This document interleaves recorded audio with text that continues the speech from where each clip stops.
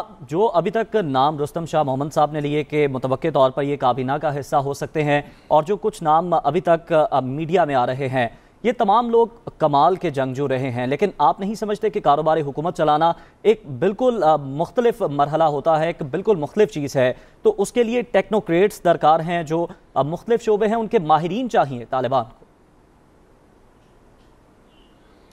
جی یقیناً آپ کا خدشہ بھی درست ہے، لیکن یہ بھی ہمیں دیکھنا چاہیے کہ انہوں نے جو کچھ بیٹل فیلڈ میں 20 سالوں میں گین کیا، اور پھر دوحہ میں جس طریقے سے انہوں نے نیگوسیشن سکلز کا مظاہرہ کیا، پیشنس کا مظاہرہ کیا، جس طرح کی انہوں نے اسٹریٹجک ویژن عام معافی کے اعلان میں ظاہر کی، جس طریقے سے انہوں نے اپنے عہد کا پاس رکھتے ہوئے 31 اگست تک کسی امریکن پر حملہ نہیں کیا، جس طریقے سے انہوں نے عورتوں کے اوپر کوئی ناجائز پابندیاں نہیں لگائیں، تو جتنے پیشنس کا یہ مظاہرہ کر رہے ہیں اور جس طریقے سے انہوں نے ابھی تک اپنے آپ کو کیری کیا اور انٹرنیشنل کمیونٹی کے سامنے پیش کیا ہے، اس سے لگتا ہے کہ ان میں ویژن بھی ہے، تدبر بھی ہے، اور یہ حکومت چلانا یقیناً ٹیکنوکریٹس کی ایک اہمیت ہوتی ہے، اور اس کی کوئی کمی نہیں ہے، کیونکہ ہر آدمی ملک چھوڑ کر نہیں گیا ہے، اور پچھلی حکومت میں شامل لوگوں کو انہوں نے نہ تو پابند سلاسل کیا ہے، نہ انہیں ملک بدر کیا ہے، تو ان تمام فیکشنز کو مجھے لگتا ہے یہ اکاموڈیٹ کریں گے،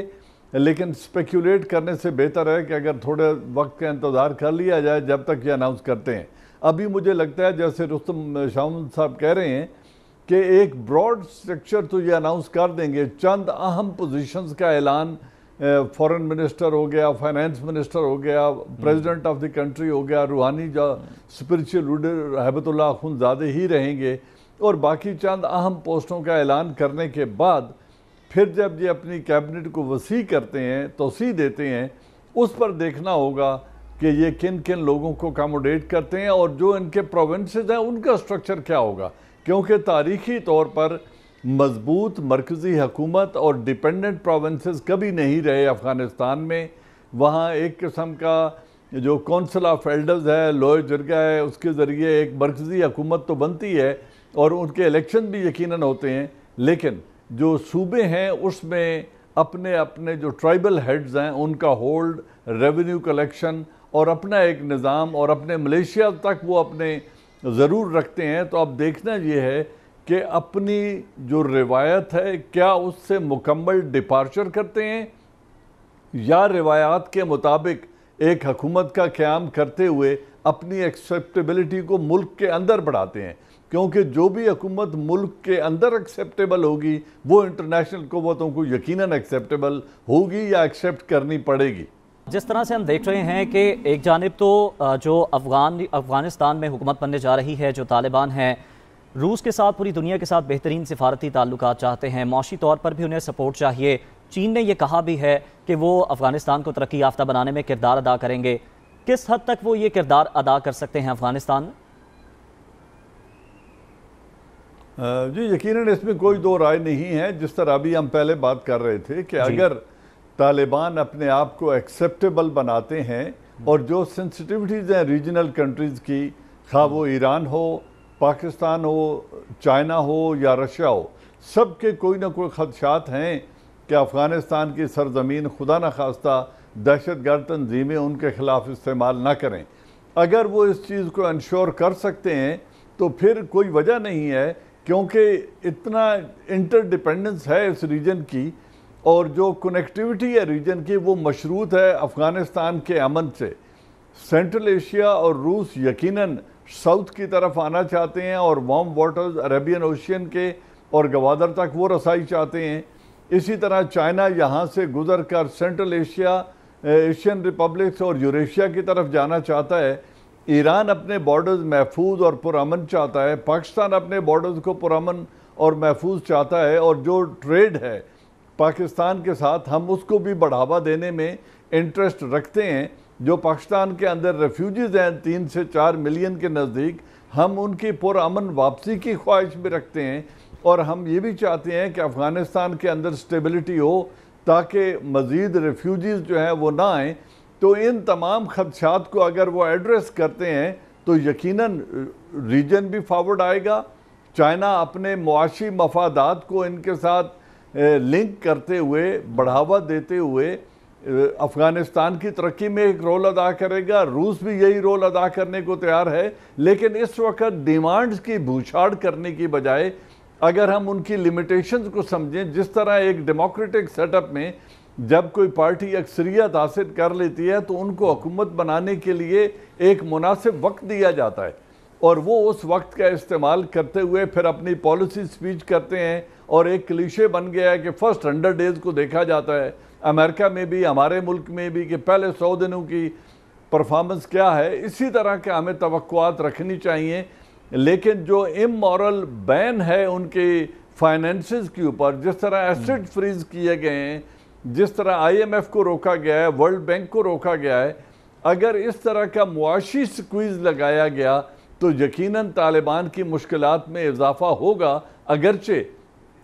اس ویکیوم کو فل کرنے کے لیے چائنا ایک بہت ولنگ پارٹنر ہوگا افغانز کا, اور وہ اس سے فائدہ بھی اٹھائے گا. تو اس اسٹریٹجک ویکیوم کو ریجنل کنٹریز نے فل کرنا ہے. اب دیکھنا یہ ہے کہ طالبان کتنا ڈسپلن مینٹین کرتے ہیں اپنے ملک میں, اور جس طرح پہلے شاہ محمد صاحب کہہ رہے تھے کہ اپنی یونٹی ود ان دی طالبان اور باقی ایتھنک گروپس کے ساتھ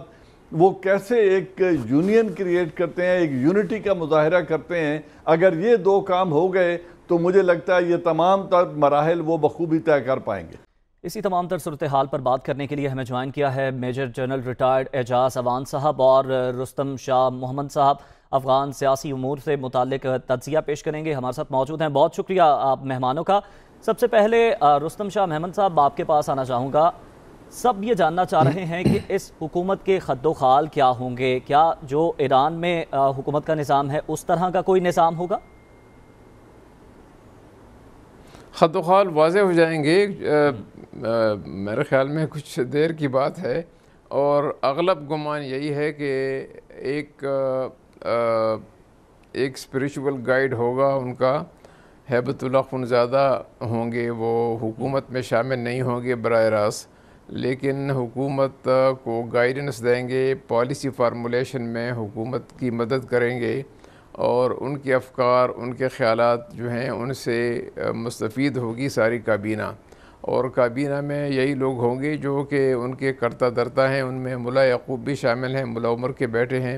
سراج حقانی بھی ہیں, اور عباس تانکزئی بھی ہیں جو اس وقت بھی شورا کے اہم رکن ہیں, اور یہ عبدالغنی برادر بھی ہیں, اور بھی ایسے لوگ ہیں. اور دیکھنا اصل میں یہ ہے کہ طالبان اپنی جماعت کے علاوہ کسی اور کو بھی کابینہ میں شامل کرتے ہیں کہ نہیں کرتے, جو ایتھنک کمیونٹیز ہیں ان کو کچھ نمائندگی دیتے ہیں کہ نہیں دیتے. اصولاً ان کا یہ حق بنتا ہے, جب انہوں نے افغانستان پہ کنٹرول حاصل کر لیا تو اصولاً ان کا یہ حق بنتا ہے کہ وہ کابینہ اپنی کابینہ بنائیں. لیکن چونکہ ان کو ریکگنیشن اور لیجیٹیمیسی کے مسائل کا سامنا ہے, اور بعض لوگ ان میں سے بلیک لسٹ پر بھی ہیں, وہ ٹریول بھی نہیں کر سکتے, اور وہ امریکہ کی وجہ سے نہیں کر سکتے کیونکہ 29 فروری 2020 کو جو معاہدہ ہوا تھا اس میں امریکہ نے یہ مان لیا تھا کہ ان کے نام بلیک لسٹ سے ہٹا دیے جائیں گے, لیکن امریکہ نے اس کی پاسداری نہیں کی, جس کا بہت افسوس ہے. سب کو افسوس ہے کہ امریکہ نے جو معاہدہ کیا تھا اس کی پاسداری نہیں کی. ابھی تک یہ لوگ جو ہیں وہ بلیک لسٹ پہ ہیں. بہرحال وہ تو بعد میں دیکھا جائے گا, لیکن اس وقت یہی دیکھنا ہے کہ اس وقت وہ انکلوزیو حکومت فوری طور پر بناتے ہیں یا بعد میں کابینہ میں ایکسپینشن کر کے بعض اور ایتھنک کمیونٹیز کو نمائندگی دیتے ہیں. حالانکہ یہ بات ہمیں یاد رکھنا چاہیے کہ طالبان صرف پختونوں تک محدود نہیں ہیں, تاجکس میں بھی طالبان ہیں, ترکمان میں بھی طالبان ہیں, ازبکس میں بھی طالبان ہیں, بلوچ میں بھی طالبان ہیں, اور کچھ طالبان کے ہم خیال اور سمپتائزر و سپورٹرز ہزاراز میں بھی ہیں. تو اگرچہ وہ پشتونوں کے مقابلے میں کم ہیں لیکن ہیں ضرور. تو وہ بھی ایک فیکٹر ہے جس کو ہم اکثر نظر انداز کر دیتے ہیں. ہم سمجھتے ہیں کہ طالبان صرف پختونوں کی نمائندہ تنظیم ہے, ایسی بات نہیں ہے. سب جو اتنی کمیونٹیز ہیں سب کے سب ان میں ریپریزنٹڈ ہیں, لیکن میرے خیال میں طالبان جو ہیں وہ ضرور ان کمیونٹیز کے, ان ایک گروپس کے نمائندگوں کو ضرور بعد میں شامل کر لیں گے, یا اس وقت شامل کریں گے یا بعد میں شامل کریں گے, تاکہ یہ تاثر دور کیا جا سکے کہ طالبان صرف پختونوں کی نمائندگی کر رہے ہیں. حالانکہ پختون بھی آپ دیکھیں تو افغانستان کے سارے علاقوں میں شمال میں بھی ہیں اور مغرب میں بھی ہیں اور سینٹرل اور ساؤتھ اور ایسٹ میں تو ہیں ہی. جی ٹھیک ہے رستم صاحب، یہ اہم سوال ہے کہ تمام طبقوں کو نمائندگی ملتی ہے اس حکومت میں امارات اسلامی میں یا نہیں، اس پر بھی بات کریں گے. میجر جنرل ریٹائرڈ اعجاز امان صاحب، آپ کی جانب آؤں گا.